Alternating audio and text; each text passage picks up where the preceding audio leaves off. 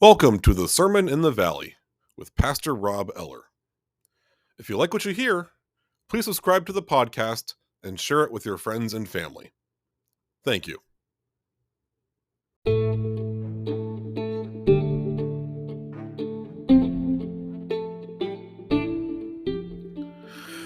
Hello again, everybody. Welcome back to the Sermon in the Valley. Pastor Rob here with your Thursday episode. Well, it's been almost 2 years since I've been serving here in the Tuscarawas Valley, and I thought it would be time for a little retrospective on my time serving in rural ministry and just some of my general thoughts on it. So, let's get started. So, in my episode about how I, my call story and how I got to become a pastor, I did mention how I've always wanted to help people. So, that's kind of the root of me becoming a pastor, and it's really the root of how I got here doing rural ministry. I was first exposed to serving in a rural setting through AmeriCorps. As I mentioned in that call story episode, I served for one school year with a school-based AmeriCorps program, serving in a rural/suburban school district, and I used both of those combined because there were some aspects of the area that were very suburban, lots of subdivisions and some wealthier families that lived out in that particular area, but at the same time was also still an old farming community. It was probably about a good 50-50 split of student body between families that lived in subdivisions and families that were farmers. And so I was exposed to both of that. And a lot of the kids that I worked with in AmeriCorps were actually from those older farming communities. I did a lot of after-school tutoring with them because they were the students I know that whose parents couldn't afford to get them private tutors. I ran a 2-week summer day camp to give those kids an opportunity to be able to do some extracurricular activities to start the summer, like going to some museums, going to a science center, bringing in a sports person to teach them how to do some soccer stuff, bringing in a martial arts expert to teach them some basic martial arts, all that kind of stuff. And so it was through AmeriCorps that I really got that first exposure to working in a rural community, and I really, really enjoyed it. It opened my eyes to what is really needed in those communities. So I go into seminary, and I took a class on rural ministry, and that was my first real exposure to a rural ministry setting.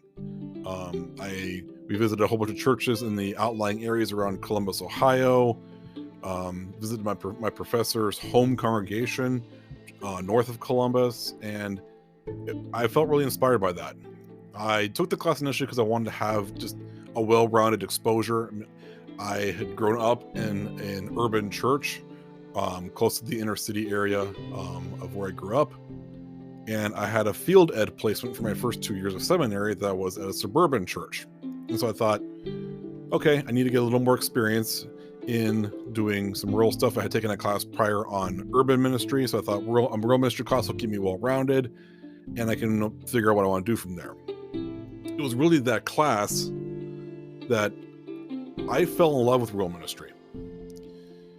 I had requested then after that class that I wanted to do an internship in a rural setting, which is what led me to do a 2-year internship in Zanesville, Ohio. And once again, through that, I just started falling more and more in love with doing rural church. It was just a great experience, and I'm going to get more into why in a little bit. So, what led me to rural churches? Well, as I discovered through AmeriCorps a little bit, and then through that class, rural churches are really often forgotten about in this country. We don't think of the rural church that often, except for the fact that almost half of churches in America are either in rural or small town settings. But with that in mind, only about 25% of the U.S.'s church-going population go to the rural churches. So we have about half the churches in the country, but only about 25% of the church-going population. So it's a little bit disproportionate there. Well, how can that be? Well, it's because mega churches often reside in more suburban areas. Although that's not always the case. There are a couple mega churches around here in the rural area that I serve. But that's just what happens. And so because of this, they aren't often thought of. And when we think about where dioceses, synods, districts, however your denomination subdivides the country into regions or areas, a lot of the money for that comes from suburban churches. And those suburban churches, because those suburban churches have the wealthier congregations. That's where a lot of wealth resides, is in the suburbs. And as a consequence, also those suburban churches, they might have newer or nicer facilities, more programs geared for kids and families, and just a lot more stuff to do. Whereas, out in rural small town areas, there's going to be some newer church buildings, but generally not that new. I would say probably my church building here, of all the mainline churches out here, my building is probably one of the newest, and it's 50 years old. And it's only newer because the building before it burned down. But for the most part, there's really not that much newer buildings out here. Maybe a couple more that were built maybe within the last 30 years, but nothing that recent. And the non-denominational churches, they often repurpose existing buildings. There's a couple in the downtown area here that we have repurposed old store buildings. So there's not a lot of new, big, nice construction with these churches. And then with the urban churches, they are seen as like a mission field. You do a lot of mission trips and mission work in inner cities, and so I don't want to say there's more glamour to help the inner city churches, but they're more easily noticeable. When you think of helping people, you think of going into the inner city and helping those that are in need, that are in poverty, or that are homeless. You don't think of doing that in the rural areas. But that being said, a lot of those issues that face urban churches are also we're facing that in the rural parts too. They're not exclusive. You think of inner city, you think of maybe it's like some drug problems. Well, newsflash, we face that in the rural church as well. Any rural community, any small town community that sits along a major highway, especially an interstate highway, they will face drug issues as well. I mean, I don't know how it just happens. I mean, where I currently serve in Tuscarawas Valley, we have Interstate 77 that runs right along the edge of town.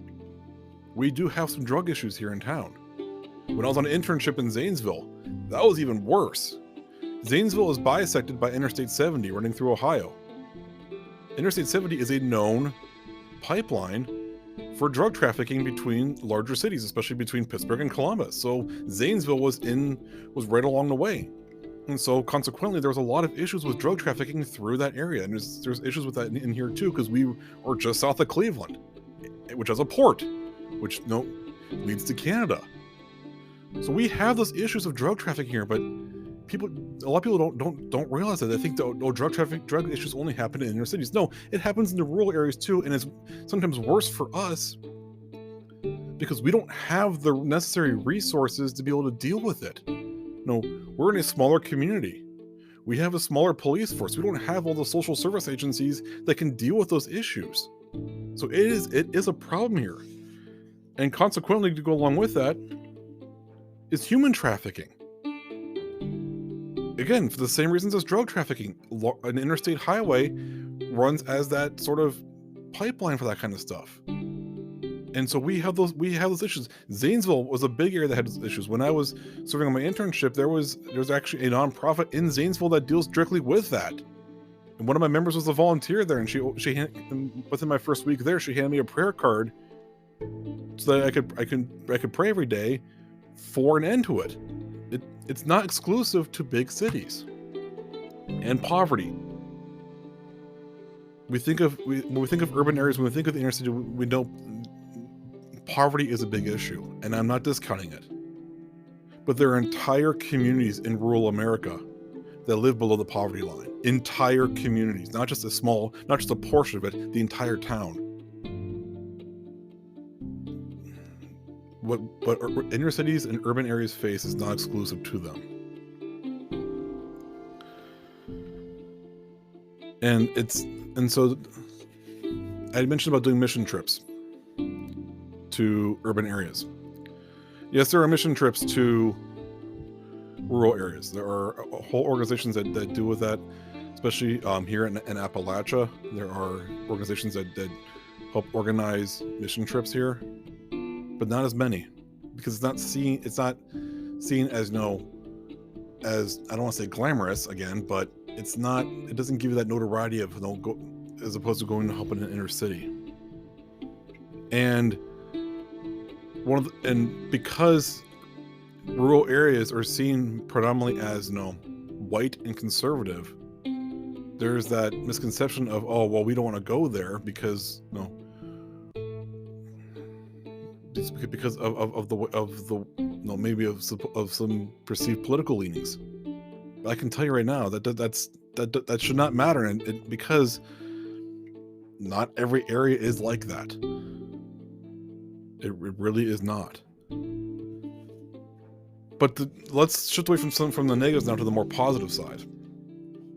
What I have noticed is that in rural areas, I have seen some of the most authentic ministry happen around here. Because suburban churches, they have a lot more wealth, they have a lot more resources, so they can do elaborate stuff with whatever they need.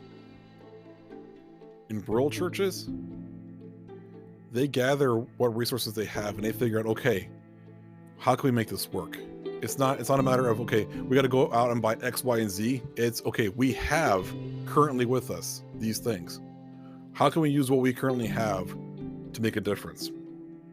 And one of the best examples I could think of is there's a church just south of us, about 10 minutes south. And they do this feeding ministry called Heavenly Hot Dogs. It's a free meal.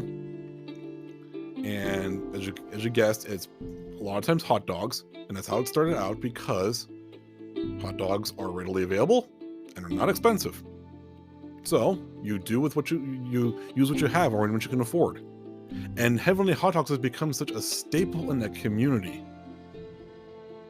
because it's a way of being able to feed those in that community that are hungry. And I love that idea.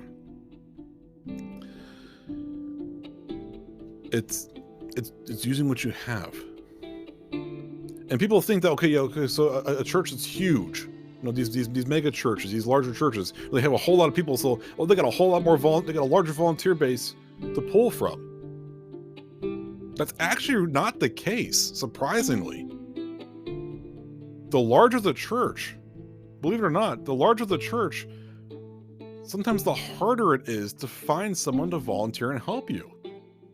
Because there's this belief that, oh, we have so many people here, someone else can step up and do it. So it's actually harder to find people to help. In smaller churches, especially in rural areas, because the congregations are so small, everyone helps. There's no shortage of trying to find someone to volunteer, because everyone volunteers. Doesn't matter what their age, doesn't matter what their ability, they all volunteer to the best in any way they can, because they realize, if it's not us, it's not going to get done. So we got to do it. And I love that. I absolutely love that. Now, all this is to say, I love serving in a rural church. I wouldn't trade any of this in for the world. I love what I do here, and I love the ministry we do here. And like I said, I wouldn't trade it for the world. And one of the things I love around here, and this will be a topic of a future episode, but our differences stop at the door. I'm in a rural area, and yes, I know being in a rural area is more predominantly conservative, and I'm not conservative. But that doesn't matter, because our differences stop at the door. We come in and we worship together, we work together, we try to do what we can together for the betterment of the community. And it doesn't matter what our differences are, because we know that those differences are actually work to our benefit, because they bring in different opinions, they bring in different viewpoints, they bring in different perspectives. But we don't let those differences get in our way. Despite that misconception that, oh yeah, the rural parts are more conservative, we can't go there. No, go there, learn. It is wonderful. It is absolutely wonderful. So that's my 2-year retrospective on working in rural ministry and why I came here. I'm sure I'll be doing more episodes on this in the future as I progress further and further into this call. But like I said, I wouldn't trade any of this for the world. This is a wonderful experience. I love it, and I wanted this from the beginning. Thank you for tuning in today. If you like what you hear, make sure you subscribe to the podcast, share it with your friends and family, spread this good news for all of us to hear. God's peace be with all of you out there. Have a good and blessed day.